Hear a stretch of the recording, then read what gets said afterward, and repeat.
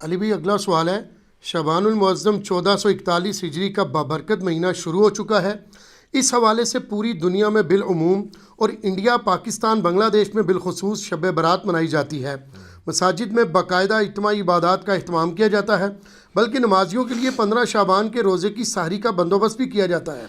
عام مسلمانوں کا ماننا ہے کہ 14 اور 15 شعبان کی درمیانی رات اللہ تعالیٰ تقدیر کے بڑے بڑے فیصلے فرماتا ہے، بلکہ اس رات کو بے شمار لوگوں کو دوزخ سے چھٹکارے کا پروانہ بھی مل جاتا ہے۔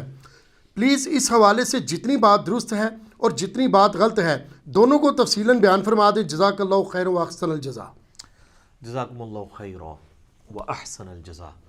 میرے بھائیو، جہاں تک شعبان المعظم کے بابرکت مہینے کی عظمت کا تعلق ہے، خصوص بالخصوص اس میں رکھے گئے اور روزوں کی جو فضیلت ہے، تو اس پہ صحیح بخاری اور صحیح مسلم کی کئی احادیث گواہ ہیں، اس سے تو ہمیں کوئی انکار نہیں ہے، معاذ اللہ استغفر اللہ۔ ہم کیوں سچائی سے روگردانی کریں گے؟ لیکن اس کے برعکس جہاں تک 14 اور 15 شعبان المعظم کی درمیانی رات، جسے شب برات بھی کہتے ہیں، یہ برات عربی کا لفظ ہے، چھٹکارے کی رات، ان کا کلیم ہے کہ یہ جہنم سے چھٹکارے کی رات ہے۔ یہ لادہ بات ہے کہ جہنم سے چھٹکارے کی رات منا رہے ہوتے ہیں اور نیچے جہنم کی وہ چیز بھڑکا رہے ہوتے ہیں، پٹاخے اور انار اور پتہ نہیں کیا کچھ آگ والی چیزیں چھوڑ رہے ہوتے ہیں۔ اگرچہ اس عمل کو کوئی بھی مکتبہ فکر آن نہیں کرتا، لیکن بہرحال مسلمانوں میں کسی فرقے کے زیر اثر یہ بات آئی ہے نا، اور وہ اس فرقے والوں کو پتہ ہے، یہ وہی لوگ ہیں جو اپنی مسجدوں میں لائٹنگ کرواتے ہیں اس رات کو، اور ہم بھی اسی فرقے سے، بریلوی فرقے سے تعلق رکھتے تھے۔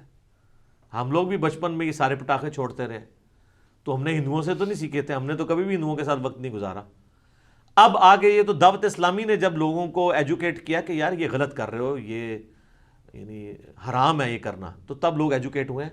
اس وقت جو کچھ ہو رہا ہے، جس طرح ہندوؤں میں وہ دیوالی کے نام کے اوپر یا ہولی کے نام پہ جو تماشے ہو رہے ہوتے ہیں نا، وہ مسلمانوں میں شب برات کی رات کو ہو رہے ہیں، یہ ہوئے مسلم سکولرز کے ہی زیر اثر ہے، کیونکہ دین کے نام کے اوپر وہ رات منائی جا رہی ہوتی ہے نا۔ اب یہ اس سے انکاری ہو جائیں یا روح گردانی کر لیں تو ان کا اپنا معاملہ ہے۔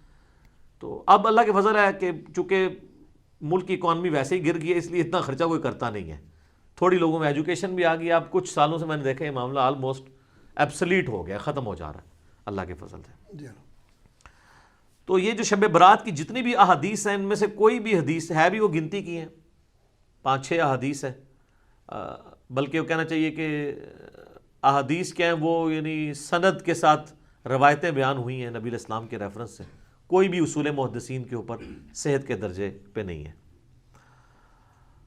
لیکن اس ساری ڈسکشن کا سب سے خطرناک پہلو یہ ہے کہ شب برات کے بارے میں، یعنی 14 اور 15 کی درمیانی رات، جسے ہم 15ویں رات کہتے ہیں شعبان کی، جو کلیم کیا جا رہا ہے نا کہ اس رات میں تقدیر کے فیصلے ہوتے ہیں، رزق لکھ دیا جاتا ہے، کس نے مرنا ہے، کس نے پیدا ہونا ہے، یہ ساری باتیں لکھ دی جاتی ہیں، یہ سارے کے سارے کلیم، حتیٰ کہ یہاں تک کلیم کیا جاتا ہے جی قرآن 2 دفعہ نازل ہوا ہے، ایک دفعہ لوح محفوظ سے جو ہے وہ پہلے آسمان پہ، اور اس کے بعد پہلے آسمان سے نیچے، وہ کہتے ہیں وہ جو پہلے والا اوپر والا حصہ نازل ہوا ہے وہ بھی اس رات میں ہوا ہے۔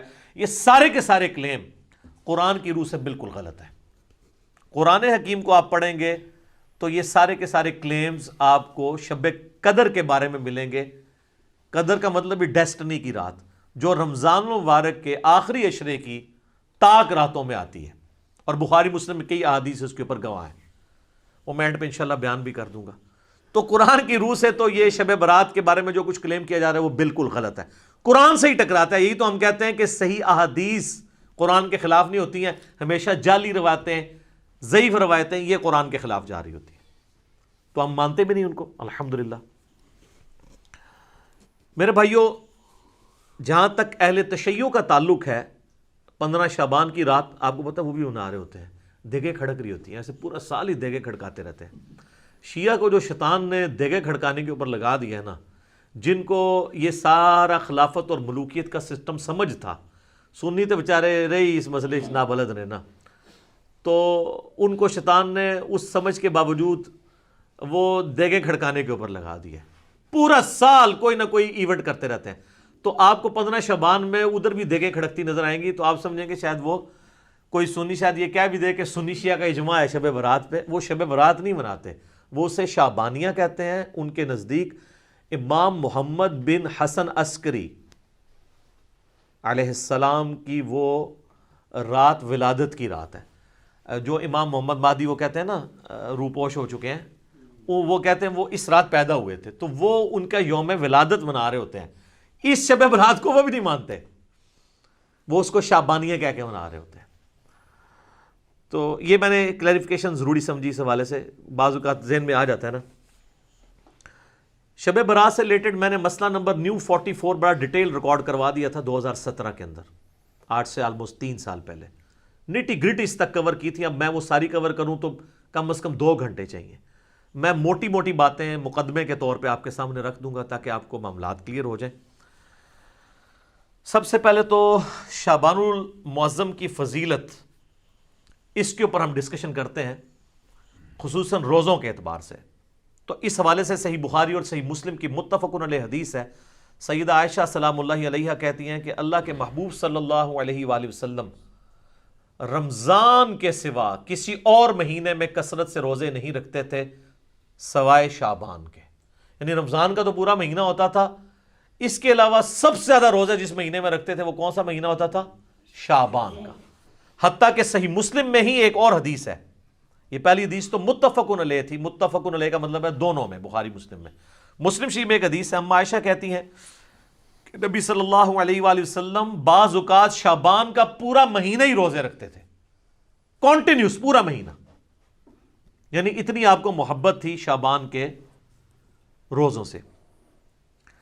حتیٰ کہ بخاری اور مسلم میں ایک حدیث ہے, سیدہ عائشہ کہتی ہیں رمضان کے مہینے میں میرے جو روزے پیریڈز کی وجہ سے, حیض کی وجہ سے چھوٹ جاتے تھے نا, تو مجھے پورا سال موقع نہیں ملتا تھا کہ میں روزوں کی قضا دوں سوائے شعبان کے, کیونکہ شعبان میں نبی صلی اللہ علیہ وآلہ وسلم خود روزہ رکھتے تھے, تو مجھے موقع مل جاتا تھا کہ میں اپنے روزوں کی قضا کر لیتی تھی. اب سیدہ عائشہ نے کوڈ ورڈز میں بات کی ہے, لیکن اسی حدیث میں بخاری مسلم میں وہ جو حدیث کا راوی ہے وہ کہتا ہے کہ اما عائشہ یہ کہنا چاہ رہی ہیں کہ نبی علیہ السلام کی مشغولیت کی وجہ سے میں روزوں کی قضا نہیں دے پاتی تھی. اور اس کو سپورٹو وہ بخاری مسلم کی حدیث ہے. نبی صلی اللہ علیہ وآلہ وسلم نے فرمایا کہ کوئی عورت اپنے خاوند کی اجازت کے بغیر نفلی روزہ نہ رکھے, یہ اس کے لیے حلال ہی نہیں ہے. مراد یہ کہ دن کے وقت بھی میاں بیوی ازدواجی تعلق قائم کر سکتے ہیں. تو جو اما عائشہ کہتی ہے نا کہ میں نہیں تھی رکھ سکتی, یعنی نبی علیہ السلام کی اجازت نہیں ہوتی تھی, تو یہ جو لوگوں میں مشہور ہے کہ جی دن کے وقت کوئی ازدواجی تعلق میاں بیوی قائم نہیں کر سکتے, تو اس کی بھی نفی بخاری مسلم کی احادیث کی روشنی میں ہو گئی الحمدللہ.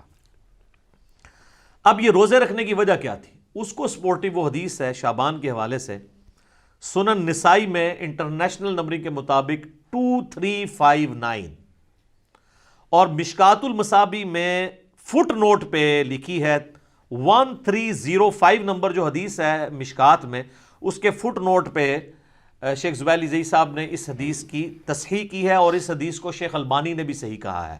کون سی حدیث؟ جو سنن نسائی میں 2359 نمبر ہے, کہ اسامہ ابن زید کہتے ہیں کہ ہم نے نبی علیہ السلام سے پوچھا اے اللہ کے محبوب صلی اللہ علیہ وآلہ وسلم, ہم نے آپ کو شعبان کے مہینے میں اتنے کثرت سے روزے رکھتے ہوئے دیکھا ہے کہ رمضان کے سوا کسی اور مہینے میں اتنے روزے نہیں رکھتے, تو اس کی وجہ کیا ہے؟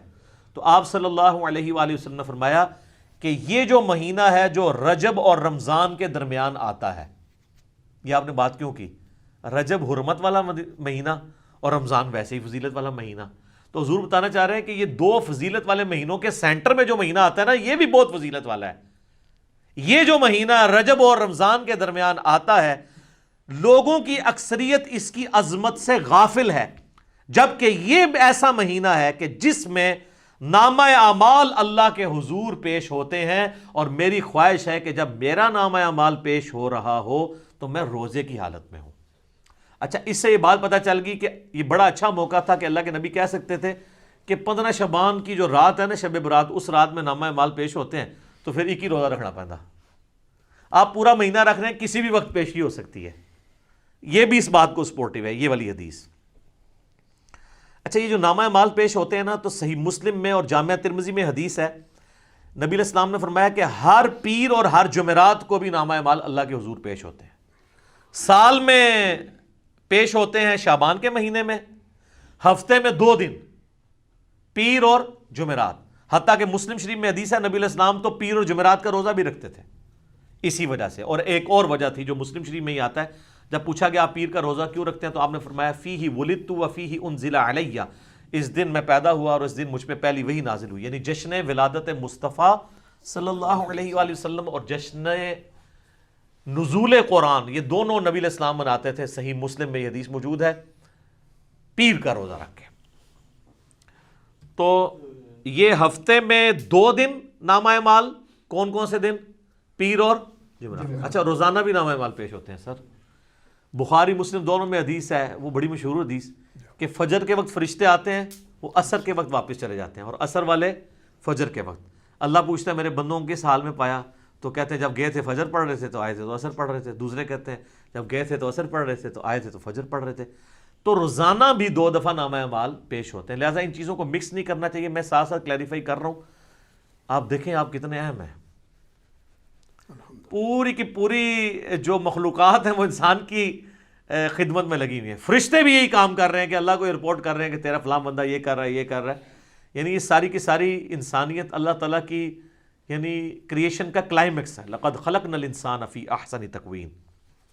اللہ تعالیٰ نے اس کو بہترین تقویم کے اوپر پیدا کیا ہے الحمدللہ. اچھا میرے بھائیو, شعبان المعظم سمیت باقی سارے مہینوں میں 11 روزے تو اللہ کے نبی علیہ السلام ان احادیث کے تحت رکھ لیتے تھے. 8 روزے تو بن گئے نا. اگر آپ ایک مہینے میں 4 لگائیں ہفتے, 4 ہی ہوں گے نا, 28 دن ہوں گے تو 4 میں آپ 4 پیر اور 4 جمعرات کتنے ہو گئے؟ 8. اور 3 روزے ایام 20 کے, جب چاند گول ہو جاتا ہے 13, 14 اور 15 چاند کی, ایام 20 کا روزہ اسے کہتے ہیں, جب خوب روشن ہو. یعنی اس کو روشنی کے لیے لفظ 20 کا لفظ استعمال ہوتا ہے. عربی میں کہیں گے تو بعد ہے, بیض بنے گا, اور اردو میں ایام 20. تو وہ 13, 14, 15 کے, اس کو سپورٹیو حدیث ہے بخاری مسلم دونوں میں. سیدنا ابو ہریرہ کہتے ہیں مجھے نبی صلی اللہ علیہ وآلہ وسلم نے وصیت کی تھی 3 کاموں کی. نمبر 1 مہینے میں 3 روزے. نمبر 2 روزانہ اشراق کی نماز, اسی کو چاشت بھی کہتے ہیں, اسی کو دوحہ بھی کہتے ہیں, اسی کو اوابین بھی کہتے ہیں. یہ جو مغرب والی اوابین ہے نا, یہ بابوں کی ہے. تو پھر ہم کیوں نہ عرض کریں کہ مرنے سے پہلے اے مسلمان کر لے اس پہ غور. کتابوں کا خدا اور ہے, بابوں کا خدا اور. مسلم شریف میں اوابین کی نماز چاشت اور اشراق کی نماز کو کہا گیا, توبہ کرنے والوں کی نماز. تو 3 کاموں کی نصیحت کی. نمبر 1 3 روزے مہینے میں. نمبر 2 اشراق کی نماز یا چاشت کی نماز یا دوحہ کی نماز یا اوابین کی نماز روزانہ 2 نفل. اور تیسرا سونے سے پہلے وتر. ویسے افضل تو آخری پہر میں ہے, لیکن جو آخری پہر میں نہ اٹھ سکتا اس کے لیے افضل ہے رات کو سونے سے پہلے وتر پڑھ لے. صحیح مسلم میں حدیث ہے, اما عائشہ کہتی ہے کہ نبی علیہ السلام کم از کم مہینے میں 3 روزے ضرور رکھا کرتے تھے, اور بعض اوقات اس چیز کی بھی پرواہ نہیں کرتے تھے کہ وہ دن کون سے ہیں. یعنی عمومی عمل تو 13, 14, 15 کا تھا, اس کے علاوہ بھی آپ 3 کی گنتی آپ نے پوری کرنی ہوتی تھی اگر کبھی رہ بھی جائیں, لیکن عمومی عمل وہی تھا. اس کو سپورٹیو حدیث سنن نسائی میں ابن عباس رضی اللہ تعالیٰ عنہ کہتے ہیں کہ نبی علیہ السلام سفر میں بھی اور حضر میں بھی ایام 20, 13, 14, 15 کے روزہ نہیں چھوڑتے تھے. یعنی آپ علیہ السلام کو ان روزوں سے اتنی محبت تھی. اور بخاری اور مسلم دونوں میں حدیث ہے کہ مہینے میں 3 روزے رکھنے والا, یہ ایام 20 کے, خواہ وہ 13, 14, 15 کو رکھ لیے جائیں یا کبھی کسی بھی وقت رکھ لیے جائیں, یہ بھی آسانی دے دی ہے. پورے مہینے میں کبھی 3 کی گنتی, چاہے کٹھی پوری کریں, الگ کر کے پوری کریں. بخاری مسلم کے الفاظ ہیں جو یہ 3 روزے رکھ لے گا وہ گویا ایسا ہے کہ اس نے ہمیشہ کے روزے رکھے ہیں.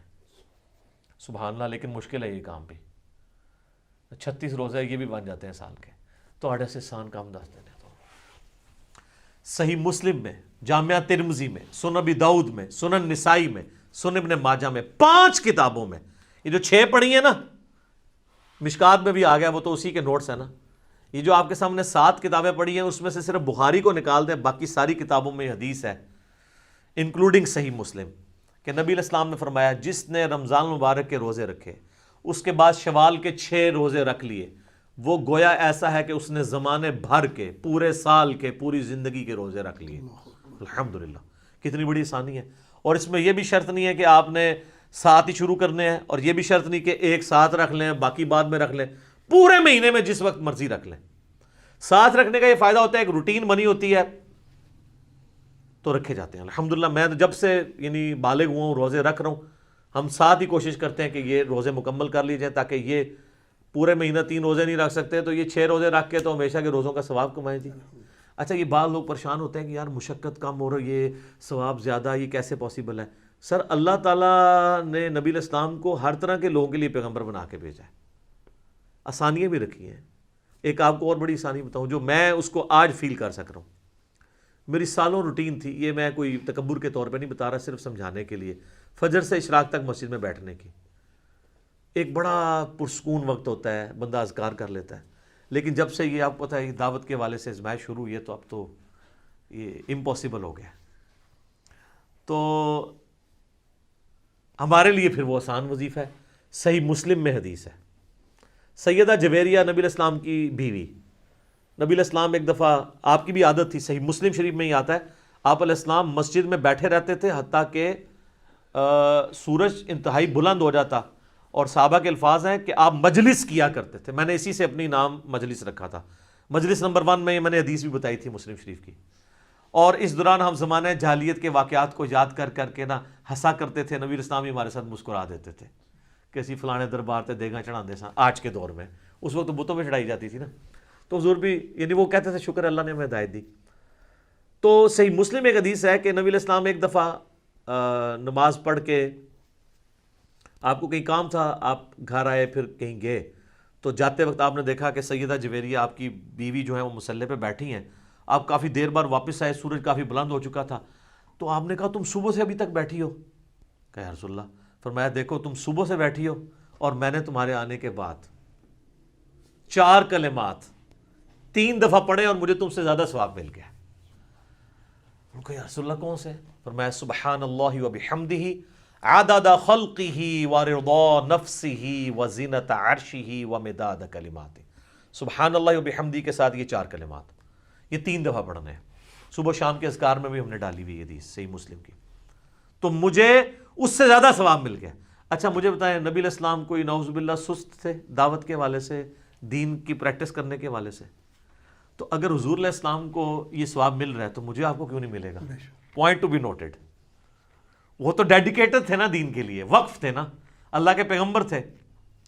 اگر یہ سب کچھ ہونے کے باوجود وہ بھی یہ سکپ کریں اور ان کو ثواب ملے, ہم تو پھر بھی اپنی دنیاوی کمزوریوں کی وجہ سے, مجبوریوں کی وجہ سے یعنی یہ اہتمام نہ کر سکیں تو ہمیں تو بدرجہ اولیٰ مل جائے گا, تو یہ ثواب اس سے زیادہ ثواب مل جائے گا. تو یہ اللہ تعالیٰ نے آسانیاں رکھی. میں نے اس لیے بتایا کہ وہ شوال کے 6 روزے 3 روزوں کے ایکویلنٹ کس طرح بن جائیں گے, ہر مہینے کے 3 روزے, تو یہ اللہ تعالیٰ نے آسانیاں رکھی ہوئی ہیں, آپ کو ثواب مل جائے گا. صحیح مسلم شریف میں حدیث ہے نا, تم میں سے کسی کی استطاعت ہے کہ وہ 3 قرآن روزانہ پڑھ لے ایک شب میں؟ صحابہ نے کہا یہ کون کر سکتا ہے؟ یہ تو صوفیاء ہی کر سکتے ہیں. یعنی میں آج کے دور میں بات کر رہا ہوں, 8 قرآن تے 3 قرآن تے 61 قرآن تے وہ جو فضائل مال میں اتنی کہانی ہے. تو وہ میری آپ مجلس نمبر 100 دیکھ لیں, کتابوں کا خدا اور بابوں کا خدا. تو آپ نے فرمایا سورہ اخلاص پڑھ لو, 3 قرآن کے برابر ہے. تو اب 3 قرآن کے برابر آپ کو ثواب, 10 پاروں کے برابر ثواب ملتا ہے. اللہ سے اچھا گمان رکھیں. بخاری مسلم میں حدیث ہے, میں اپنے بندے کے گمان کے قریب ہوں, جیسا وہ میرے بارے میں گمان کرے تو انشاءاللہ ثواب تو ملے گا. یہ اللہ تعالیٰ نے آسانیاں بھی رکھی ہیں, اللہ تو سب کہنا ہے جی الحمدللہ.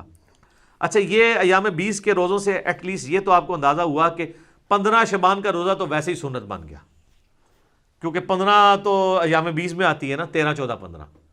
15 شعبان کا روزہ شب برات والی روایتیں ثابت نہ بھی ہوں, الگ سے بھی بخاری مسلم کی احادیث کی روشنی میں جتنی میں نے بیان کی, ایام 20 کے روزوں میں سے تو ایک روزہ آتا ہے. لیکن یہ ایک ایسا خاص روزہ ہے, اس کی اسپیشلٹی علیحدہ سے بھی احادیث میں آئی ہے اور بخاری مسلم میں آئی ہے. ایک حدیث ہے بخاری اور مسلم میں, ایک صحابی سے نبی علیہ السلام نے سوال کیا, اصمت من سرر شعبان, کیا تو نے شعبان کے سرر کا روزہ رکھا ہے؟ انہوں نے کہا نہیں یا رسول اللہ. تو آپ نے فرمایا اب جب رمضان گزر جائے تو شوال کے مہینے میں 2 روزے رکھ لینا. اچھا یہ سرر کا جو لفظ استعمال ہوا ہے نا, اس کا معنی عربی میں کنارہ بھی بنتا ہے, اردو میں بھی آپ سرا, سرر, اور سینٹر بھی بنتا ہے. اس حدیث میں کلیئر نہیں کہ نبی علیہ السلام کس روزے کی بات کر رہے تھے، پہلے اشرے کا آخری روزہ یا آخری اشرے کا آخری روزہ یا درمیانے کا آخری روزہ یا درمیان والا روزہ، کون سا روزہ؟ اس کو سپورٹیو ایک حدیث ہے صحیح مسلم میں 2745 انٹرنیشنل نمبر کے مطابق، اس میں الفاظ ہیں کہ سرتی ھذا الشہر، اس مہینے شعبان کے جو سرہ کا، سرہ کسے کہتے ہیں عربی میں؟ ناف کو، نیول، وہ نا فوق السرہ اور تحت السرہ، ناف کے نیچے ناف کے اوپر، اللہ سرہ نہیں ہے، فوق ہے، فوق اینو کہتے ہیں، اللہ ہوندا ہے ایگزیکٹ، اپون اینڈ بلو، نٹ آن، تو یہ بھی آلموسٹ سینٹر آف گریوٹی بن رہا ہوتا ہے جسم کا سینٹر، تو ناف کا، شعبان کے ناف کا روزہ رکھا ہے، تو اچھا یہ لفظ جو ہے نا وہ کھوکھلی چیز کے لیے بھی استعمال ہوتا ہے، اس لیے سینٹر کے لیے بھی استعمال ہوتا ہے، تو وہ جو کسی ایک چیز کو اندر سے ہالو کیا جائے وہ بھی سینٹر بن رہا ہوتا ہے، تو اس سے 15 شعبان کا روزہ ہی ثابت ہوتا ہے، اور اس میں میرا تفرد نہیں ہے، اہل سنت میں ایک بہت بڑا ایک مکتب فکر جو اہل حدیث سے نکلا ہے، جماعت المسلمین والے، وہ تو اس روزے کو واجب کہتے ہیں، ہم اسے واجب نہیں سمجھتے، سنت ہے، وہ کہتے ہیں وہ جو نبی اسلام نے کہا تھا اگر چھوٹ کے تو 2 رکھنا، تو ہم کہتے ہیں وہ تو خاص لوگوں کے لیے آپ نے فرما دیا، امت کے لیے عام نہیں فرمایا، امت کے لیے نہیں، ان کے لیے، وہ تو نابینے کو بھی بخاری مسلم میں آتا ہے، آپ نے کہا تھا اذان کی آواز آتی ہے نماز مسجد میں ہی پڑھنی ہے، ہمارے لیے حدیثیں ہیں کہ خوف، بارش، کرونا جو بھی ہو اجازت ہے، ہمارے لیے ذرا آسانی ہے، ڈیفرنٹ ہے۔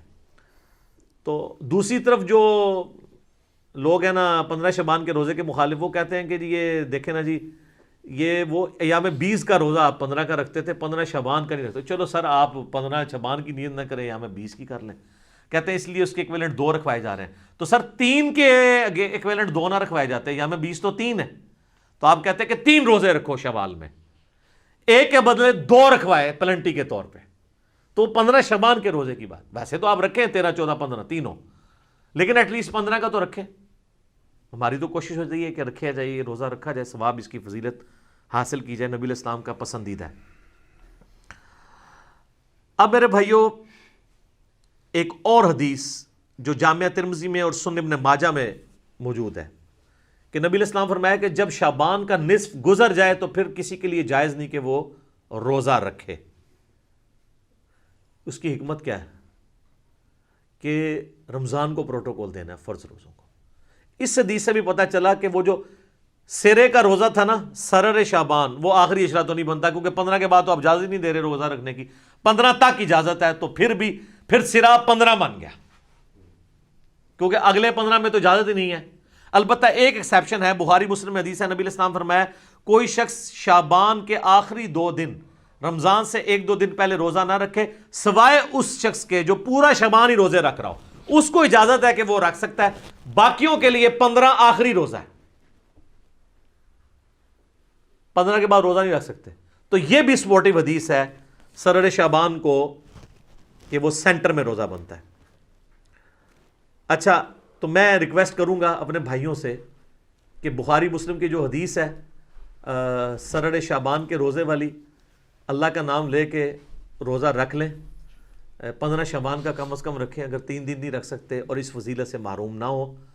ختم سحری کا وقت آپ اپنے چارٹ کے اوپر چیک کر لیں۔ اچھا، ختم سحری بڑا آسان بھی ہے، کوئی آپ کو ایپ بھی کرنے کی ضرورت نہیں ہے، آپ لائیو گوگل میں اگر لکھیں نا تو سن رائز ٹوڈے، فجر ٹوڈے اور اپنے سٹی کا نام، وہ سارے نمازوں کے ٹائمنگ دے دیتا ہے، شافعی حنفی سارے دیتا ہے، وہ صرف عصر میں ہی فرق ہے نا شافعی حنفی کا، باقی تو سارے سیم ہی ہیں، تو وہ روزہ ضرور رکھا جائے۔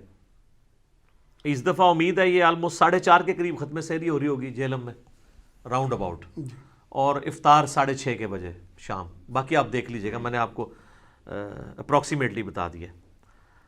اب آ جائے میرے بھائیوں، جو شب برات کی فضیلت کے حوالے سے بات کی جاتی ہے، تو ایک جو فضیلت بیان کی جاتی ہے، میں بعد میں حدیث بیان کرتا ہوں، اس میں ایک چیز تو جنرل ہے، بخاری مسلم میں وہ روزانہ فضیلت ہے، نہ اس میں شب قدر نہ شب برات کو کوئی دخل ہے۔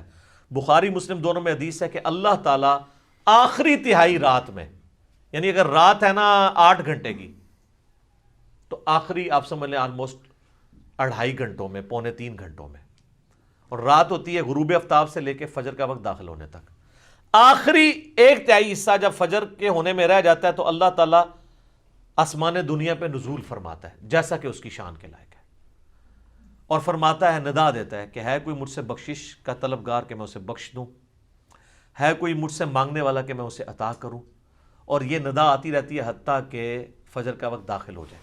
تو یہ تو روزانہ ہو رہا ہے، اس میں نہ رمضان کی لیلۃ القدر کو کوئی دخل ہے، نہ ان کی بنائی ہوئی شب برات کو کوئی دخل ہے، یہ تو روزانہ ہی ہے شب قدر، البتہ آخری تہائی رات میں۔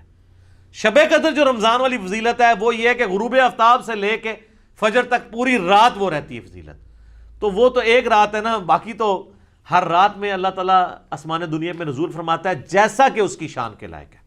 اس کی کوئی تفصیل نہیں کہ جی آج جناب امریکہ میں اس وقت دن ہے تو ادھر رات ہو گئی ہے تو کتنے ہے، یہ متشابہات ہیں، یہ ہمارے فریم آف ریفرنس سے بات ہے، باہر ہیں یہ چیزیں، ان کے اوپر، ان باتوں کے اوپر ہمیں ڈسکشن سے منع کیا گیا ہے، متشابہات کے اوپر۔ سورہ ال عمران کی آیت نمبر 7 ہے کہ جن لوگوں کے دلوں میں ٹیڑھ پن ہوتا ہے وہ متشابہات کے پیچھے لگتے ہیں۔ ہمارے پاس ڈیٹا ہی نہیں ہے اس کا، اس لیے اس کو ویل لیفٹ کرنا چاہیے۔ تو وہ حدیث بڑی مشہور حدیث ہے، جامعہ ترمذی میں 739 انٹرنیشنل نمبر کے مطابق، سنن ابن ماجہ میں 1389 اور مشکات میں بھی موجود ہے 1299۔ اور اس حدیث کے ساتھ مزے کی بات ہے، امام ترمذی نے اس کے اوپر جرا کر کے ساتھ لکھا ہے یہ روایت منقطع ہے، نہ تابعی کی ملاقات تبع تابعی سے ثابت ہے، نہ تابعی کی ملاقات صحابی سے ثابت ہے، دو انقطاع ہیں۔ حتیٰ کہ امام ترمذی نے اس حدیث کے ساتھ لکھا ہے کہ میں نے اپنے استاد امام بخاری سے یہ پوچھا تو امام بخاری بھی اس حدیث کو ضعیف بتاتے تھے، امام بخاری بھی، ترمذی بھی۔ اور ڈاکٹر طاہر القادری صاحب اپنے شب برات کے لیکچر میں یہ حدیث ترمذی سے کھول کے پڑھ رہے، کہتے ہیں ترمذی پڑھ رہا ہوں صحاح ستہ میں سے، اور وہ حدیث پڑھنے کے بعد نا اینڈ پہ ٹھٹک گئے، کیونکہ اس کے بعد لکھا ہوا تھا، ان کو تو پتا تھا نا کہ امام ترمذی کہہ رہے کہ نہ میرے نزدیک یہ روایت ٹھیک ہے نہ امام بخاری کے نزدیک۔ تو ڈاکٹر صاحب ہم تو آپ کے دلائل بھی سامنے رکھتے ہیں، آپ ذرا جرت کرتے ہیں نا اور لکھتے کہ امام ترمذی نے اور بخاری نے کہانی کرائی ہے، میں وڈا کوئی اسکالر ہوں، محدث ہوں۔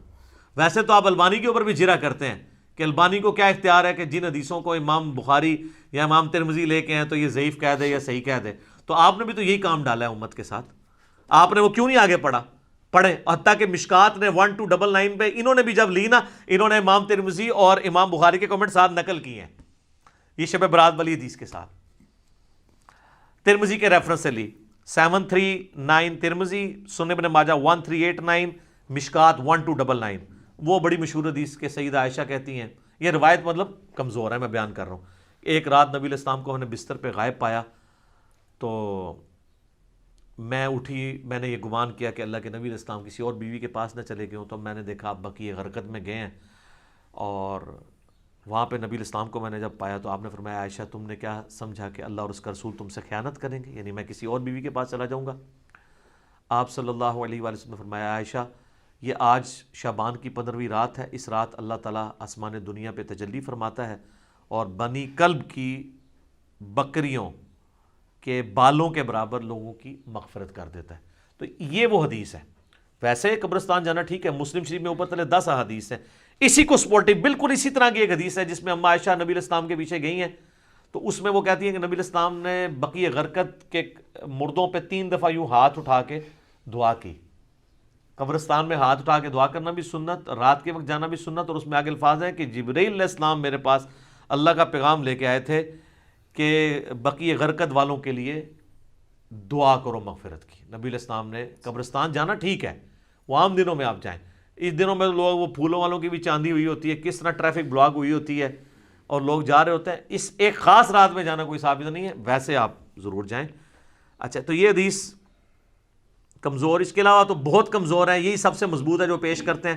ایک سنن ابن ماجہ میں 1390 ہے اور مشکات میں 1306 ہے، جسے البانی نے ضعیف جمع ضعیف لگا کے حسن درجے تک پہنچایا ہے کہ جی اس رات اللہ تعالیٰ سب کی مغفرت کر دیتا ہے سوائے شرک والے کے اور مسلمانوں کا کینہ دل میں رکھنے والے کے۔ تو البانی نے حسن کہہ دیا تو وہ بریلوی کہتے ہیں جی البانی صاحب نے حسن کہا ہے، البانی صاحب نے ضعیف جمع ضعیف حسن کہا ہے، حالانکہ انتہائی ضعیف روایت ہے، اس میں 2 سکم ہے۔ نمبر 1، 2 راوی ہیں، دونوں ان نون ہیں، مجہول، زبیر بھی اور عبد الرحمن بھی۔ دوسرا سکم ہے کہ 2 راوی ابن لہیہ اور ولید دونوں مدلس ہیں اور ان سے روایت کر رہے ہیں، اور مسلم کے مقدمے میں لکھا ہے کہ مدلس کی آنے والی روایت سما کی تصحیح کے بغیر ضعیف ہوگی. تو یہ شیخ زبیر صاحب نے اسی لیے مشکات کی 1306 کے نیچے لکھا ہے کہ ظلمات میں ڈوبی ہوئی روایت ہے یہ، یعنی یہ ضعیف نہیں ہے، پکی ضعیف ہے. اب البانی صاحب نے اس کو حسن کہہ دیا تو وہ لوگ بیان کر رہے ہوتے ہیں. اور اہل حدیث یہ 2 نمبری کرتے ہیں کہ بریلویوں پہ گرج رہے ہوتے ہیں. میں نے ایک دفعہ 4-5 سال پرانی بات ہے، شاید اس سے بھی زیادہ، ایک اہل حدیث شب برات پہ گرج رہا ہے، بریلویوں نے نکال لی. میں نے اس کو ایک پرچی لکھ کے بھیجی کہ آپ کے البانی صاحب نے بھی حسن کہا ہوا ہے، تھوڑا ان کے بارے میں بھی فرما دیں. تو کوئی اس نے پڑھ کے سائڈ پہ رکھ دی. بعد میں نے اس کو کہا، وہ کہتا ہے کیوں مروانے لگے ہیں مجھے. ٹھیک ہے، اسی لیے تو ہم کہتے ہیں کہ مرنے سے پہلے اے مسلمان کر لے اس پہ غور. کتابوں کا خدا اور ہے، بابوں کا خدا اور. کتابوں کا دین اور ہے، بابوں کا دین اور کتابوں کا جہاں اور ہے، بابوں کا جہاں اور. اس کا ایک وکھرا ہی جہاں ہوتا ہے بابے کا، وہ ایک وکھرا ہی جہاں ہوتا ہے. اس جہاں کا مزہ ہی نہیں ہوتا. صحیح کہتے ہیں. ٹھیک ہے جی، وہ ایک امیجنیشن والا جہاں ہوتا ہے. ٹھیک ہے، ایلین ہوتا ہے. ٹھیک ہے، وہ کچھ بھی نہیں ہے، ہائپوتھیٹیکل ہوتا ہے. تو وہ انہوں نے کہا کہ نہیں وہ تو بابے سب کو پیارے ہوتے ہیں جناب، یہ بابے ایسا بڑا فتنہ ہے. تو یہ روایت جو ہے بالکل کمزور ہے جو یہ پیش کرتے ہیں. اور اس کو سپورٹنگ وہ حدیث ہے جو صحیح مسلم میں ہے 2684 اور مشکات میں 2052. نبی علیہ السلام نے فرمایا تم میں سے کوئی شخص بھی شب جمعہ کو عبادت کے لیے اور جمعے کے دن کو روزے کے لیے مخصوص نہ کرے. جس طرح یہودیوں نے ہفتے کے دن کو مخصوص کر لیا، عیسائیوں نے اتوار کو، نبی علیہ السلام نے آپ کو جمعہ مخصوص کرنے سے منع فرما دیا سوائے جتنا بتایا ہے. شب جمعہ کو بھی مخصوص نہ کرو، نہ جمعے کے دن کو روزے کے لیے، الا یہ آگے الفاظ ہیں کہ کوئی شخص پہلے سے رکھ رہا ہو روزہ، یعنی جمعرات کے ساتھ جمعے کا روزہ رکھ سکتے ہیں یا جمعے کے ساتھ ہفتے کا، چھڑا جمعے دا نہیں. تو جو لوگ کہتے ہیں یار بیچارے شب برات میں عبادت بھی کر رہے ہیں، خیر ہے انہوں نے اگر ایک عبادت کے لیے مخصوص کیا ہے، کوئی ناچ گانا تو نہیں کر رہے، تو نبی علیہ السلام نے تو جمعے کے دن کو عبادت کے لیے مخصوص کرنے سے منع کر دیا ہے، روزے کے اعتبار سے اور شب جمعہ کو جس کی فضیلت تھی. تمام جمعے کا دن صحیح مسلم میں آتا ہے کہ یہ تمام دنوں کا سردار ہے. اس دن آدم علیہ السلام پیدا ہوئے اور اس دن قیامت بھی قائم ہوگی. اور ابو داؤد ترمذی میں حدیث ہے کہ جمعے کے دن مجھ پہ کثرت سے درود پڑھو، تمہارا درود مجھ پہ پیش کیا جائے گا. یہ یوم مشہود ہے. صحابہ نے کہا جب آپ علیہ السلام فوت ہو جائیں گے اور آپ کی ہڈیاں مٹی میں مل جائیں گی، اللہ اکبر کبیرہ، 295 سیل آ دینی تھوڑے مولویوں نے. حضور نے کوئی گستاخی نہیں فرمایا. اللہ تعالیٰ نے حرام کیا ہے مٹی کے لیے کہ وہ نبیوں کے جسموں کو کھائے. ان اللہ حرم علی الارض ان تأکل اجساد الانبیاء. تو نبی جو ہیں ان کے جسم سلامت ہے. اس سے مسئلہ بھی تو کلیئر ہو گیا نا. تو جمعے کا دن اتنا بابرکت دن ہے درود شریف کے حوالے سے، ہر اعتبار سے.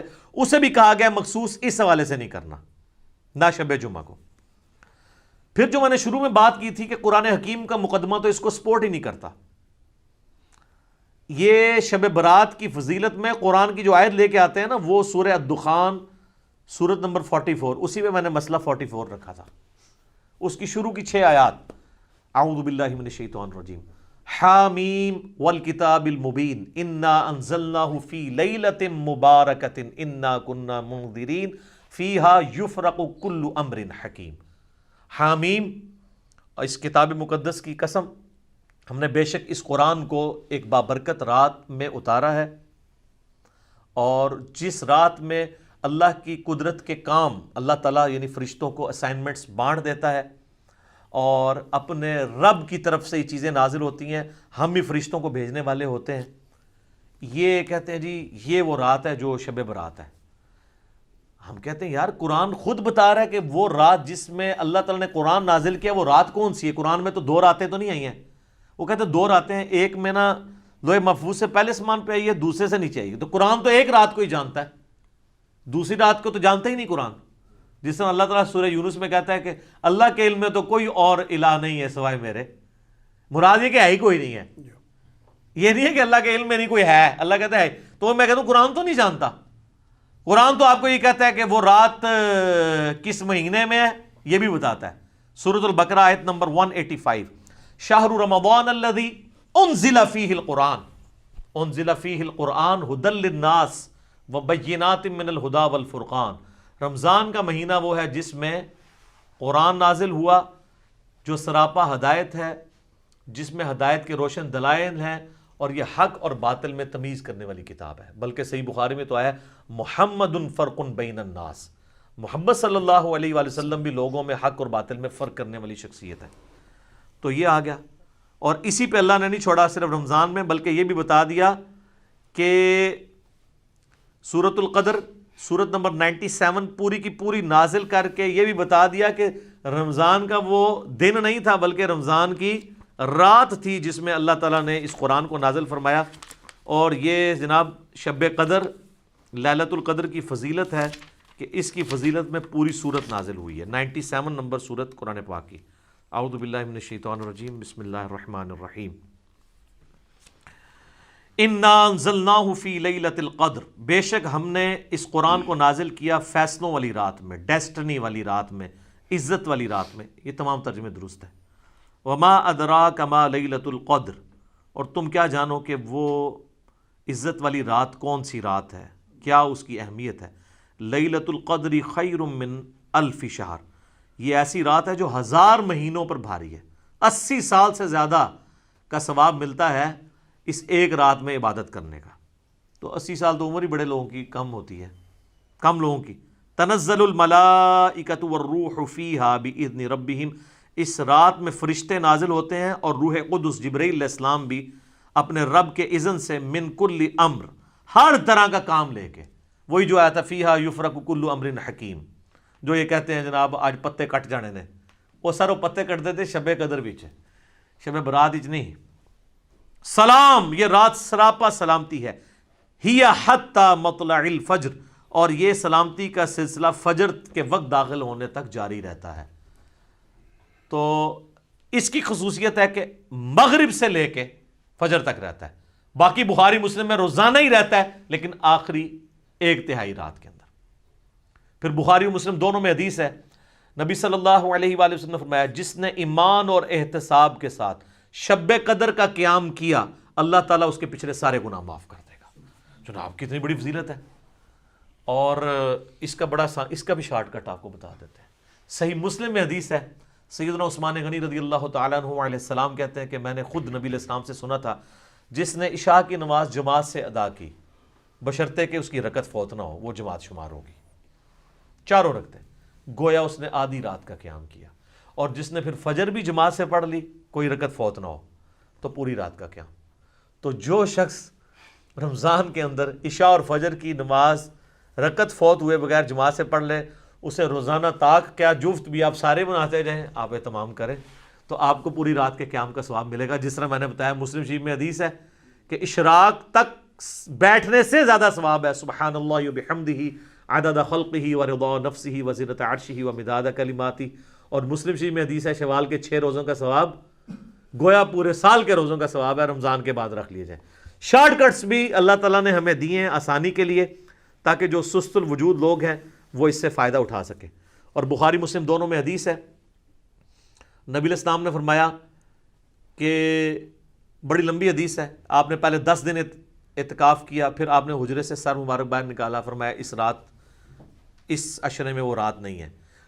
پھر اگلے 10 دن فرمایا اس میں بھی نہیں ہے، بیچ میں روزے کے بعد نکلے، پھر آخری 10 دن میں آپ کو رات ملی، تو آپ نے فرمایا کہ تم رمضان مبارک کے آخری عشرے میں سے اس کی طاق راتوں میں تلاش کرو، یعنی 21ویں 23ویں 25ویں 27ویں اور 29ویں جو آخری عشرے کی طاق راتیں بنتی ہیں۔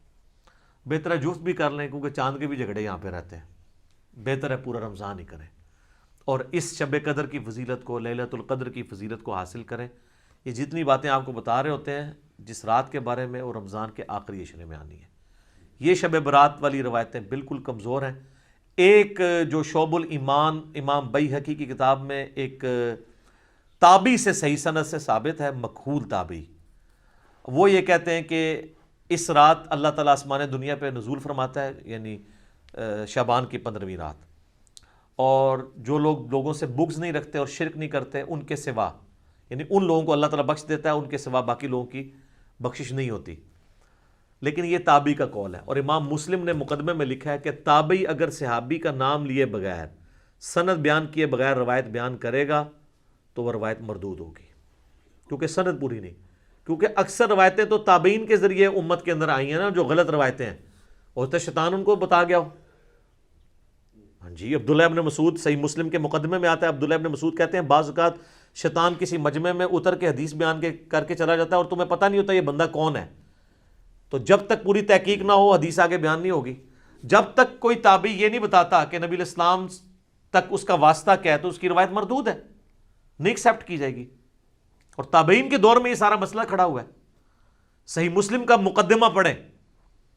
ابن عباس کہتے ہیں ایک زمانہ تھا لوگ آ کے ہمیں کہتے تھے قال رسول اللہ صلی اللہ علیہ وآلہ وسلم، تو ہم اس کی بات بڑی توجہ سے سنتے تھے.